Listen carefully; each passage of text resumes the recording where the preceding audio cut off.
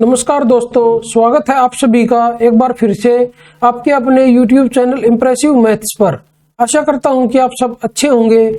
आज की इस वीडियो में हम SSC CGL 2022 टायर 1 के 2 दिसंबर शिफ्ट 3 में आए हुए मैथ के क्वेश्चंस को सॉल्व करेंगे। तो चलिए स्टार्ट करते हैं अपने क्वेश्चन नंबर 1 से। क्वेश्चन नंबर 1 में हमें दिया हुआ है कि एक बिंदु P से एक वृत्त की स्पर्श रेखा की लंबाई 15 सेंटीमीटर है। बिंदु P केंद्र से 17 सेंटीमीटर की दूरी पर है। वृत्त की त्रिज्या का माप ज्ञात कीजिए। तो सबसे पहले इधर हम एक सर्कल बनाएंगे और उसका सेंटर ले लेते हैं O, और इसके बाहर एक हमें बिंदु दिया हुआ है और वो बिंदु है P। अभी P बिंदु से वृत्त की स्पर्श रेखा की लंबाई जो है वो दी हुई है 15 सेंटीमीटर। तो इसकी एक स्पर्श रेखा बना लेते हैं जो P से होते हुए गुजरेगी। तो इसकी लेंथ कितनी है? 15 सेंटीमीटर, और हमें दिया हुआ है बिंदु P केंद्र से 17 सेंटीमीटर की दूरी पर है। अगर हम O को P के साथ मिला दें तो ये दूरी है 17 सेंटीमीटर। अभी हम O को इस पॉइंट के साथ मिलाएं तो यहाँ पे ये 90 डिग्री का एंगल बनेगा, मतलब ये हमारी एक राइट एंगल ट्राइंगल बनी और इसकी भुजाएं हैं 15 और 17। तो ये वाली भुजा कितनी हो जाएगी? ये भुजा हो जाएगी 8 सेंटीमीटर, क्योंकि ट्रिपलेट होते हैं 8, 15 और 17। तो हमसे पूछा है कि वृत्त की त्रिज्या का माप ज्ञात कीजिए। तो यही वृत्त की रेडियस है, इसको हम स्मॉल r मान लेते हैं। तो इसकी वैल्यू कितनी आई है? इसकी वैल्यू आई है 8 सेंटीमीटर के इक्वल, और ये हमारा ऑप्शन नंबर है 4। तो चलिए बढ़ते अपने क्वेश्चन नंबर 2 की तरफ। क्वेश्चन नंबर 2 में हमें दिया हुआ है कि दो संख्याओं का अंतर 1564 है। तो हम एक संख्या मान लेते हैं A और एक संख्या मान लेते हैं B। एक बड़ी संख्या मान लेते हैं तो A minus B equal to हो जाएगा 1564। और हमें बताया हुआ है बड़ी संख्या को छोटी संख्या से विभाजित करने पर हमें भागफल के रूप में 6 और शेषफल के रूप में 19 प्राप्त होता है। छोटी संख्या क्या है? अभी अगर हम छोटी संख्या से बड़ी संख्या को अगर डिवाइड करें, मतलब बड़ी संख्या A, तो हमारा भागफल आता है 6 और जो हमारा शेषफल है वो आता है 19। इधर से A की वैल्यू क्या आ जाएगी? A की वैल्यू इधर से आ जाएगी 6B और प्लस में 19, क्योंकि भाज्य बराबर होता है भाजक गुणा भागफल और प्लस में शेषफल। अभी हम ऐसा करते हैं, जो ये हमारी A की वैल्यू है इसको इस इक्वेशन में रख देते हैं। तो इधर से ये क्या आएगा? ये आएगा 6B और प्लस में 19 और माइनस में B इक्वल टू ये है 1564 के इक्वल। अभी यहाँ से इसको सोल्व करें तो 6B माइनस B, ये 5B बचेगा और इक्वल टू 19 को इधर लेके जाएंगे तो ये माइनस होगा इसमें से। तो 14 में से 9 गया 5 और 5 में से 1 गया 4 और 15 इधर आएगा तो यह आया 1545। तो यहाँ से B की वैल्यू निकाल देंगे तो B की वैल्यू आ जाएगी 5 × 15 0 और 5 × 45। और यही हमें निकालनी थी, क्योंकि हमसे पूछा था कि छोटी संख्या क्या है, और छोटी संख्या को हमने माना था B और वो हमारी आई है 309 के इक्वल, और ये ऑप्शन नंबर हमारा है 2। तो चलिए बढ़ते अपने क्वेश्चन नंबर 3 की तरफ। क्वेश्चन नंबर 3 में हमें दिया हुआ है कि एक लंबवृत्ताकार बेलन की त्रिज्या उसकी ऊंचाई की 5 गुना है। तो यहाँ से रेडियस जो है वो 5h के इक्वल आ जाएगी। और हमें नेक्स्ट क्या दिया हुआ है? यदि बेलन की ऊंचाई 3.5 सेंटीमीटर है, मतलब हाइट हमें दी हुई है 3.5 सेंटीमीटर के इक्वल, तो यहाँ से रेडियस किसके इक्वल आ जाएगी? तो ये आ जाएगी 5 × 15 और 2.5, तो ये आएगी 17.5 सेंटीमीटर के इक्वल। तो हमसे पूछा क्या है? बेलन का आयतन क्या है? तो बेलन का वॉल्यूम क्या होगा? वो होगा पाई r² h के इक्वल। तो पाई की वैल्यू रख देंगे 22/7 और इनटू में r की वैल्यू रख देंगे तो ये हो जाएगी 175/10 और इनटू में 175/10 और इनटू में h की वैल्यू है 3.5, तो ये हो जाएगी 35/10। अभी अगर इसको सोल्व करें तो इधर से ये 7 से इसको कट करेंगे तो ये 5 पे कट होगा, 5 से ये 2 पे कट होगा और ये 2 से 11 पे कट होगा। तो इधर क्या बच गया? अभी 11 × 175 का स्क्वायर और अपॉन में 100। अब ये बच गया इधर। अभी हम ऐसा करते हैं, या तो इसको सोल्व कर ले मल्टीप्लाई करके, या फिर ऐसा कोई ऑप्शन देख ले जो 11 का मल्टीपल हो, तो वही हमारा आंसर हो जाएगा। अगर दो ऑप्शन 11 के मल्टीपल मिलेंगे तो फिर हम इसको प्रॉपर तरीके से सोल्व कर लेंगे। तो अगर हम अपने ऑप्शन देखें 11 से कौन कौन सा ऑप्शन डिवाइड होगा? ये है 7 और 3 10, 10 और 7 17, तो 8 और 2 10 और 5 15, मतलब ये हमारा ऑप्शन आंसर नहीं होगा। तो इधर से अगर ऑप्शन 2 को देखें, 3 और 6 9, 9 और 7 16, तो 8 और 3 11 और 5 16, मतलब ये 11 से डिवाइड होता है ये ऑप्शन, तो ये हमारा आंसर हो सकता है। अभी ऑप्शन 3 को देख लेते हैं, तो यह आएगा 6 और 1 7 और 5 12, तो यहां से ये आ जाएगा 3 और 4 7 और 7 14, तो ये भी हमारा आंसर नहीं होगा। अगर इसको देखें ऑप्शन 4 को, तो 3 और 2 5 और 2 7, इधर से आएगा 5 और 4 9 और 5 14, मतलब ये भी हमारा आंसर नहीं होगा। तो हमारा आंसर होगा ऑप्शन नंबर 2, और यही राइट आंसर होगा, मतलब इसको सोल्व करने की भी जरूरत नहीं पड़ेगी। अगर 2 ऑप्शन आ जाते जो 11 से डिविजिबल होते, तो हम इसको प्रॉपर तरीके से मल्टीप्लाई करके सोल्व कर लेते। तो चलिए बढ़ते अपने क्वेश्चन नंबर 4 की तरफ। क्वेश्चन नंबर 4 में हमें दिया हुआ है कि यदि a plus B plus C is equal to 6 है, और a square plus B square plus C square is equal to 14 है, और A B plus B C plus C A is equal to 11 है, तो A cube plus B cube plus C cube minus 3ab का मान क्या होगा, तो ये हमें बताना है। तो इसकी वैल्यू किसके इक्वल होती है, वो होती है a plus B plus C, और इनटू में ये आ जाएगा a square plus B square plus C square, और माइनस में A B minus B C और माइनस सी ए। अब ये तीनों वैल्यू हमें पता है, इसकी वैल्यू क्या है, इसकी वैल्यू है 6, और इनटू में अभी इसकी वैल्यू है 14, तो 14 और माइनस अभी ये इसकी वैल्यू है 11, तो माइनस 11। अभी अगर इसको सोल्व करें तो ये आ जाएगा 6 इंटू में 3, और ये आएगा 6 इंटू 3 18 के इक्वल, मतलब यही हमारा आंसर होगा, और ये हमारा ऑप्शन नंबर है 2। तो चलिए बढ़ते अपने क्वेश्चन नंबर 5 की तरफ। क्वेश्चन नंबर 5 में हमसे पूछा है कि घड़ी की 2 सेंटीमीटर लंबी मिनट की सुई की नोक द्वारा 45 मिनट में कितनी दूरी तय की जाएगी। हमें पता है जो घड़ी होती है वो 60 मिनट में कितनी दूरी तय करती है, वो तय करती है 2 पाई आर के इक्वल, मतलब एक पूरी की पूरी एक सर्कल की परिधि के इक्वल। तो 45 मिनट में कितनी दूरी तय करेगी, तो वो आ जाएगी 2 पाई आर और इनटू में 45 अपॉन में 60। अभी अगर इसको सोल्व करें तो 15 तिया 45 और 15 चौक 60। अभी आर की वैल्यू कितनी है, आर की वैल्यू 2 सेंटीमीटर, तो ये 4, ये इससे और इससे कट हो जाएगा, तो क्या बचेगा, तो ये बचेगा 3 पाई के इक्वल, और यही हमारा आंसर होगा, और ये ऑप्शन नंबर हमारा है 2। तो चलिए बढ़ते अपने क्वेश्चन नंबर 6 की तरफ। क्वेश्चन नंबर 6 में हमें दिया हुआ कि एक प्रकाशन कंपनी द्वारा 2018 में एक पुस्तक प्रकाशित करने के लिए किए गए विभिन्न व्यय निम्नलिखित पाई चार्ट में दिए गए हैं। चार्ट का अध्ययन करें और प्रश्न का उत्तर दें। क्वेश्चन में हमें बताया हुआ है कि एक पुस्तक पर मुद्रित मूल्य लागत मूल्य से 15% अधिक है। यदि किसी पुस्तक पर मुद्रित मूल्य ₹942 है, तो एक प्रति के लिए पेपर की लागत रुपयों में कितनी है, 1 दशमलव स्थान तक पूर्णांकित। तो हमें मार्क प्राइस दिया हुआ है, वो दिया हुआ है 942 के इक्वल।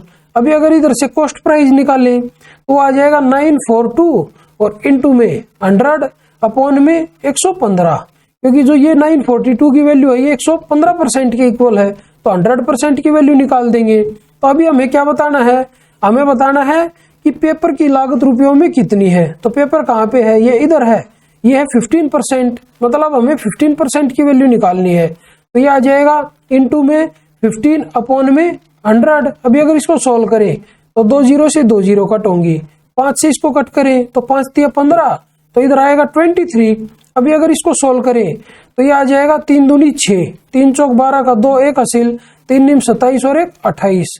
इसको डिवाइड करेंगे 23 से, ये कितना आएगा, सबसे पहले 1 पे जाएगा, 5 बचेगा 52, तो 23 दूनी 46। अभी अगर हम अपना ऑप्शन देखें तो हमारा एक ही ऑप्शन है जिसमें स्टार्टिंग जो होती है वो 1 और 2 से होती है, और वो है हमारा ऑप्शन नंबर 3। तो हमारा आंसर क्या आएगा, हमारा आंसर आएगा ₹122.9, और यही हमारा राइट आंसर होगा। तो चलिए बढ़ते हैं अपने क्वेश्चन नंबर 7 की तरफ। क्वेश्चन नंबर 7 में हमसे पूछा है कि निम्नलिखित को सरल कीजिए। ये एक व्यंजक हमें दिया हुआ है, इसको हमें सोल्व करना है। 762 को हम a के इक्वल मान लेते हैं और 316 को हम b के इक्वल मान लेते हैं। तो इसको अगर a और b की फॉर्म में लिखे तो ये आ जाएगा a क्यूब और प्लस में b क्यूब और अपॉन में ये आएगा a स्क्वायर माइनस ab और प्लस में b स्क्वायर। अभी अगर इसको सोल्व करें तो ये हमारा आ जाएगा a प्लस b के इक्वल। अगर इन दोनों को ऐड करें a प्लस b को तो 6 और 2 8, इधर से देखिए तो 8 आएगा, और उसके बाद क्या आएगा 6 और 1 7 आएगा, और उसके बाद 7 और 3 10। तो हमारा आंसर आएगा 1078 के इक्वल, और ये हमारा ऑप्शन नंबर है 3। तो चलिए बढ़ते अपने क्वेश्चन नंबर 8 की तरफ।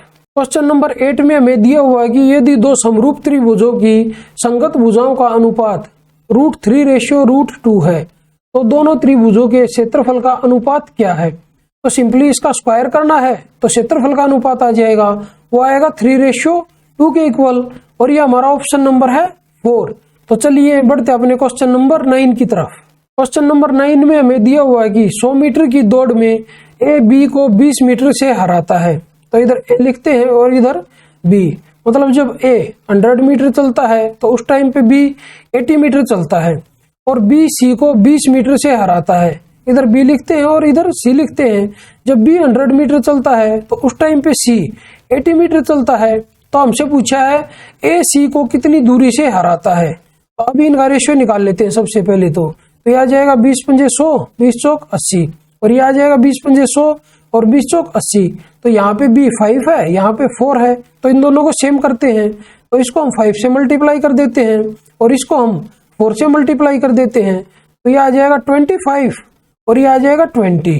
अभी इसको 4 से मल्टीप्लाई करेंगे तो ये आएगा 20 और ये आएगा 16। तो अभी हमें पता चल गया ए का रेशियो, बी का रेशियो और सी का रेशियो, और जो ये रेशियो है ये डिस्टेंस का रेशियो है।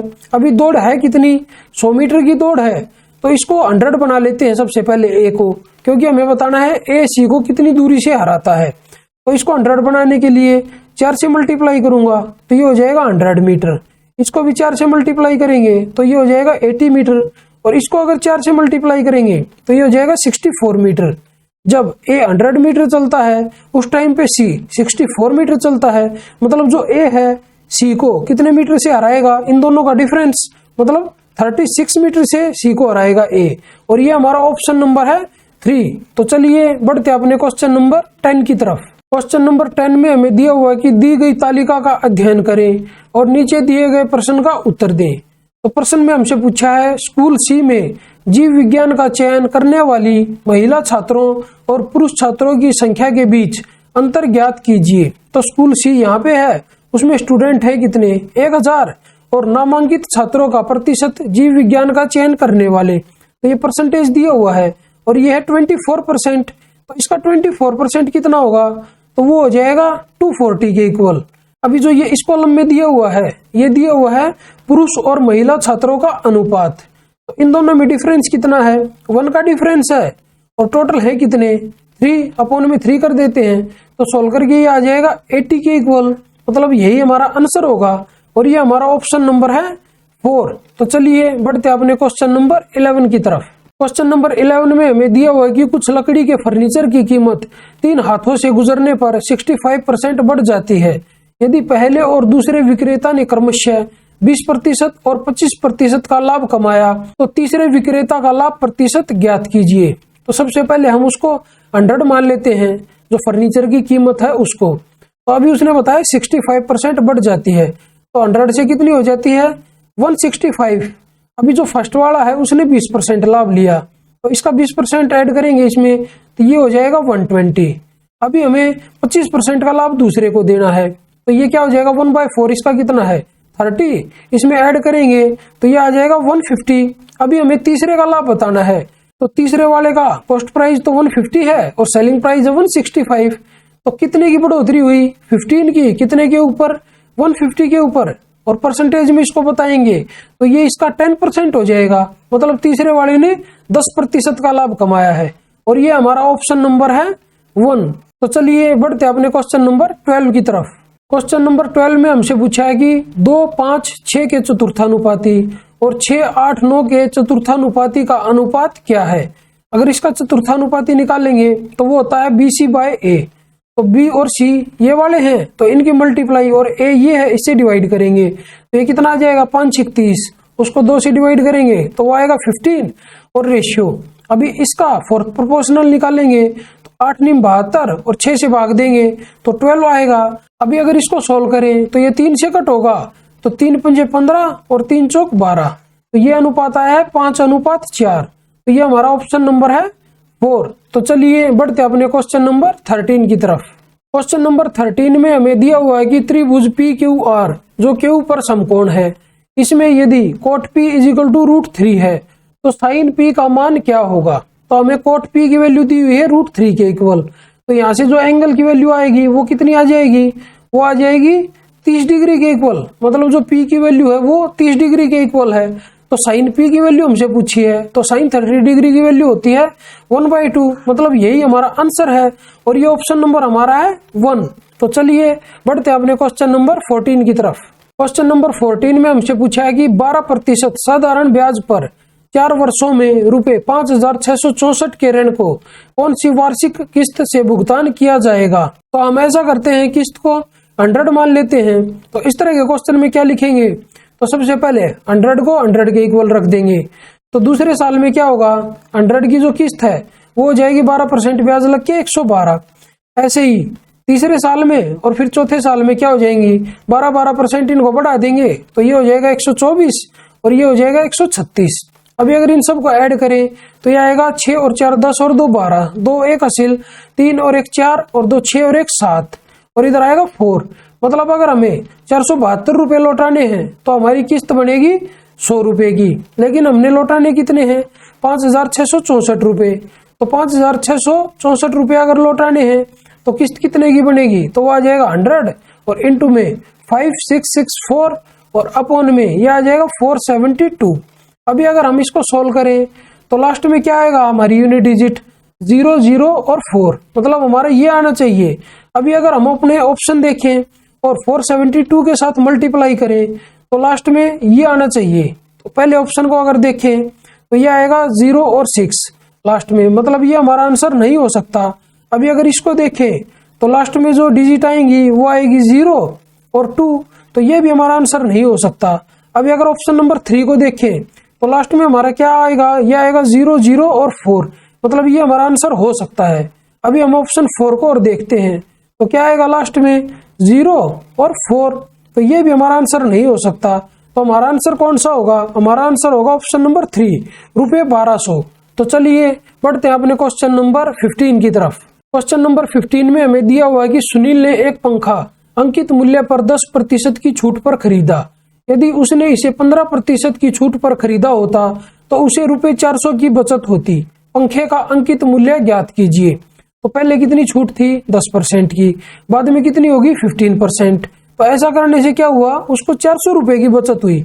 मतलब इन दोनों छूट में कितना डिफरेंस है 5% का, और रुपयों में कितना दिया हुआ है वो 400 के इक्वल। तो 5% को हम रखेंगे 400 के इक्वल। तो 1% की वैल्यू किधर से आ जाएगी 80 के इक्वल। तो हमें बतानी है 100% की वैल्यू, क्योंकि हमसे पूछा उसने मार्क प्राइस पंखे का अंकित मूल्य। तो ये कितना आ जाएगा, ये आ जाएगा 8,000 रुपए के इक्वल, और ये ऑप्शन नंबर हमारा है 3। तो चलिए बढ़ते अपने क्वेश्चन नंबर 16 की तरफ। क्वेश्चन नंबर 16 में हमें दिया हुआ है यदि एक पुरुष या 2 महिलाएं या 4 लड़के या 5 लड़कियां किसी काम को 39 दिन में पूरा कर सकते हैं तो एक पुरुष, एक महिला, एक लड़का और एक लड़की मिलकर उसी काम को कितने दिन में पूरा करेंगे।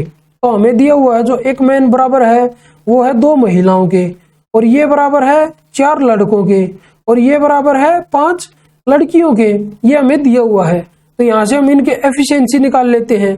तो 5, 4 और 2 का एलसीएम कितना आ जाएगा, क्या आ जाएगा 20। तो गर्ल्स की एफिशिएंसी कितनी हो जाएगी यहाँ से 4, और बॉयज की हो जाएगी 5, और वुमेन की जो एफिशिएंसी है वो हो जाएगी 10 के इक्वल, और जो मैन की एफिशिएंसी है वो हो जाएगी 20 के इक्वल। तो ये एफिशिएंसी आई है अभी इन सब की, और ये अलग अलग कितने दिन में काम करते थे 39 दिन में। तो यहाँ से हम सबसे पहले टोटल वर्क निकाल लेते हैं। तो टोटल वर्क कितना आ जाएगा 39, और इनटू में किसी से भी निकाल लेंगे हम। तो अगर मैन की देखिए एफिशिएंसी 20 है तो इनटू में 20, तो ये टोटल वर्क आ जाएगा।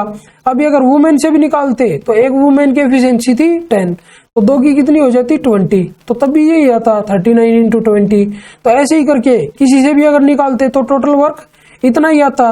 अभी हमें बताना है कि एक पुरुष, एक महिला, एक लड़का और एक लड़की मिलकर उस काम को कितने दिन में पूरा करेंगे। और जो ये एफिशिएंसी है ये एक मैन की है, ये एक वुमेन की, ये एक बॉय की और एक ये गर्ल की। अभी इन सबको ऐड कर देते हैं तो ये कितना आएगा 20 और 10 30 और 9 39।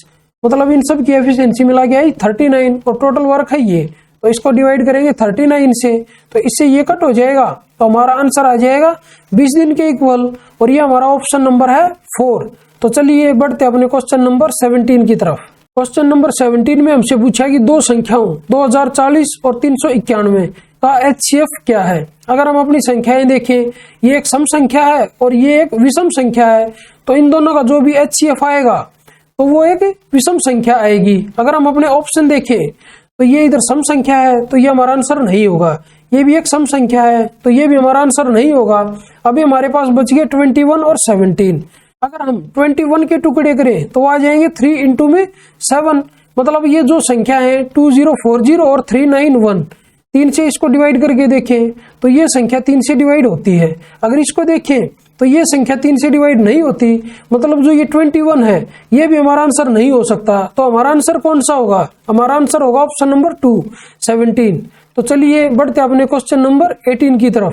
क्वेश्चन नंबर 18 में हमें दिया हुआ है कि एक समबाहु त्रिभुज की भुजा 24 सेंटीमीटर है। इस समबाहु त्रिभुज के अंतःवृत्त की त्रिज्या क्या होगी? और वो इक्वल होती है a/2√3 के, और a की वैल्यू यहाँ पे है 24, तो इसको डिवाइड करेंगे 2√3 से, तो यह आ जाएगा 12/√3। अभी अगर इसको सोल्व करें तो यह आ जाएगा 4√3 सेंटीमीटर के इक्वल। अभी अगर हम अपने ऑप्शन देखें तो किसी भी ऑप्शन में ये 4√3 नहीं है, तो या तो हमारे ऑप्शन गलत हैं, या हम ऐसा करें, अगर हम इस भुजा की जगह हाइट लिख दें कि जो ये समबाहु त्रिभुज है इसकी हाइट 24 सेंटीमीटर है, अगर हम तब इसको सोल्व करें तो ये हाइट क्या होती है? ये होती है √3/2 a के इक्वल, और ये आ जाएगा 24। a की वैल्यू इधर से क्या आ जाएगी?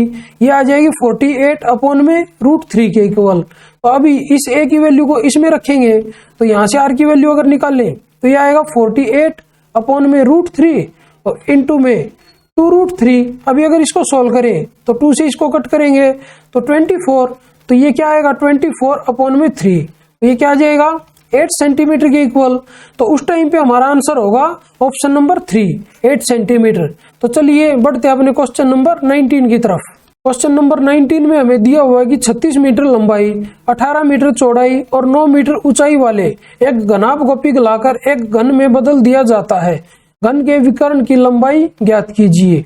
तो घन की भुजा निकालेंगे हम सबसे पहले, तो इसका वॉल्यूम घन के वॉल्यूम के इक्वल होगा, मतलब घनाभ का वॉल्यूम निकालते हैं सबसे पहले, तो क्या आएगा 36 इंटू में 18 और इंटू में 9, तो यही घन का वॉल्यूम होगा। तो हम ऐसा करते हैं, घन की भुजा को a मान लेते हैं, तो ये घन का भी वॉल्यूम सेम रहेगा, तो घन का वॉल्यूम होगा a³ के इक्वल, और ये इक्वल है 36 इंटू 18 इंटू 9। तो अभी हम ऐसा करते हैं, इसके टुकड़े कर देते हैं, 18 इंटू में 2 और इंटू में 18 और इंटू में 9।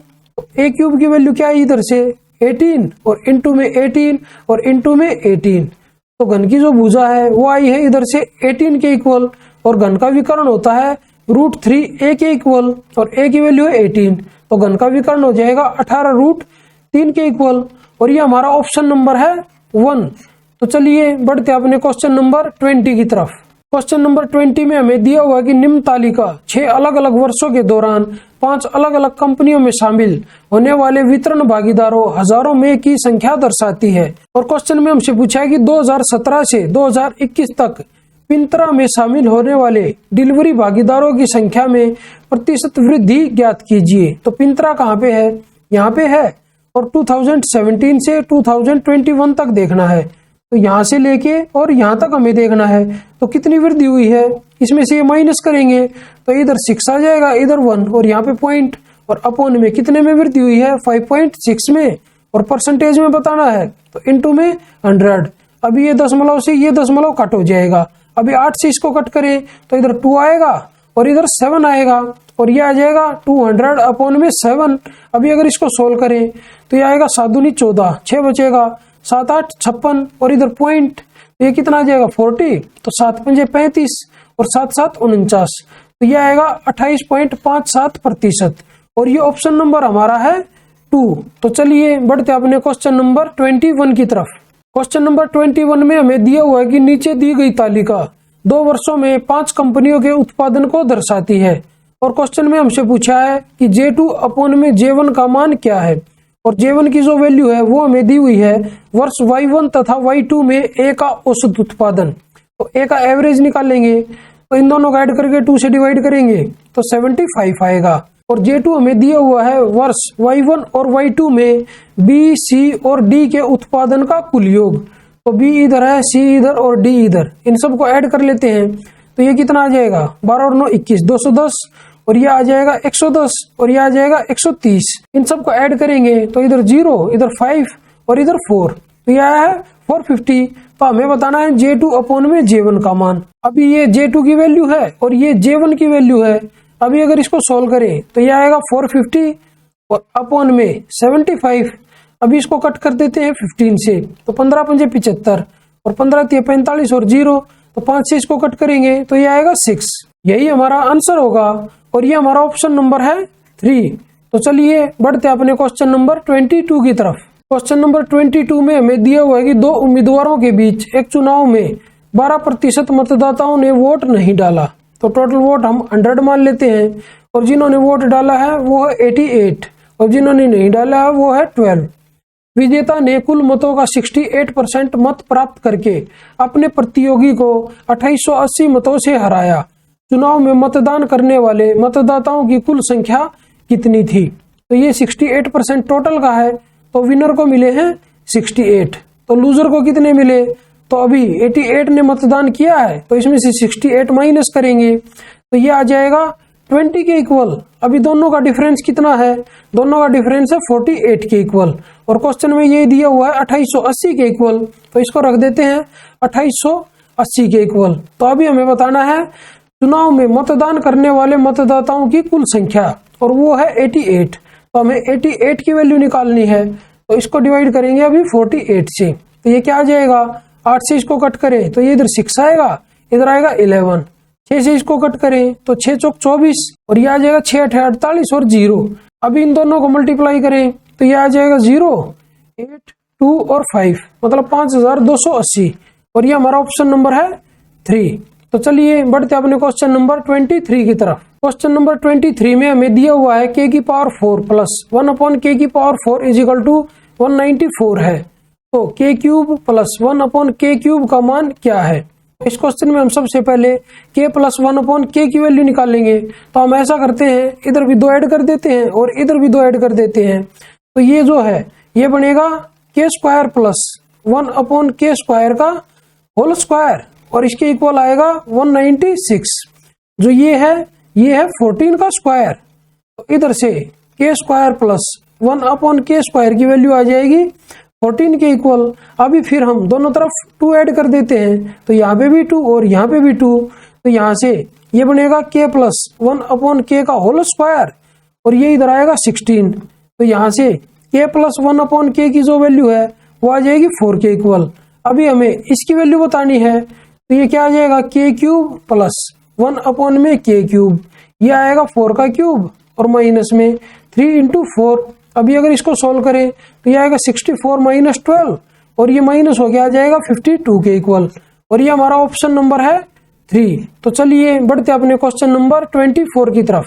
क्वेश्चन नंबर 24 में हमें दिया हुआ है यदि एक व्यक्ति यात्रा पर 1/x किलोमीटर प्रति घंटा की चाल से चलता है और 1/x स्क्वायर किलोमीटर प्रति घंटा की चाल से लौटता है, तो यात्रा के लिए उसकी औसत चाल क्या है? तो इसमें हम डायरेक्ट फॉर्मूले का यूज करेंगे।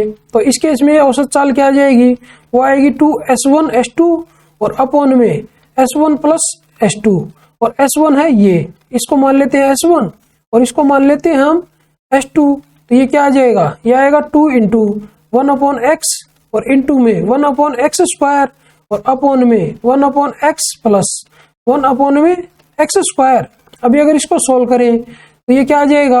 ये आ जाएगा 2 अपॉन में x क्यूब और अपॉन में ये आ जाएगा x स्क्वायर प्लस x और अपॉन में x क्यूब। इससे ये कट हो जाएगा आपस में, तो ये क्या बचेगा? ये बचेगा 2 अपॉन में x स्क्वायर प्लस x। और ये ऑप्शन नंबर कौन सा हमारा? ये हमारा ऑप्शन नंबर है 1। तो चलिए बढ़ते हैं अपने क्वेश्चन नंबर 25 की तरफ। क्वेश्चन नंबर 25 में हमसे पूछा है कोट 15 डिग्री, इंटू में कोट 25 डिग्री, इंटू में cot 45 degree, into cot 75 degree और इंटू में कोट 65 डिग्री का मान क्या होगा। अभी अगर हम इसको 10 में चेंज करना चाहें तो ये हमारा क्या आ जाएगा, ये आ जाएगा 10 15 डिग्री के इक्वल। और इसको अगर 10 में चेंज करना चाहें तो ये हमारा आ जाएगा 10 25 डिग्री के इक्वल। और 10 और कोट अपोजिट फंक्शन होते हैं तो कोट 15 से 10 15 डिग्री कट हो जाएगा और ऐसे ही कोट 25 डिग्री से 10 25 डिग्री कट हो जाएगा तो क्या बचेगा, कोट 45 डिग्री और इसकी वैल्यू होती है 1 के इक्वल और 1 ही हमारा आंसर हो जाएगा और ये हमारा ऑप्शन नंबर है 1। तो चलिए आज की इस वीडियो को यहीं पे समाप्त करते हैं और जल्दी ही मिलते हैं एक नई वीडियो में एक नए पेपर के साथ। तब तक के लिए बाय बाय, टेक केयर। अगर आप लोगों को ये वीडियो पसंद आई हो तो इस वीडियो को लाइक कीजिए, अपने दोस्तों के साथ शेयर कीजिए और अगर आप मेरे चैनल पर नए हैं तो मेरे चैनल को सब्सक्राइब जरूर कीजिए। और अगर आप लोगों को इस क्वेश्चन पेपर की पीडीएफ बाइलिंगुअल में चाहिए तो मेरे टेलीग्राम चैनल इम्प्रेसिव मैथ्स को ज्वाइन करना ना भूलें। धन्यवाद।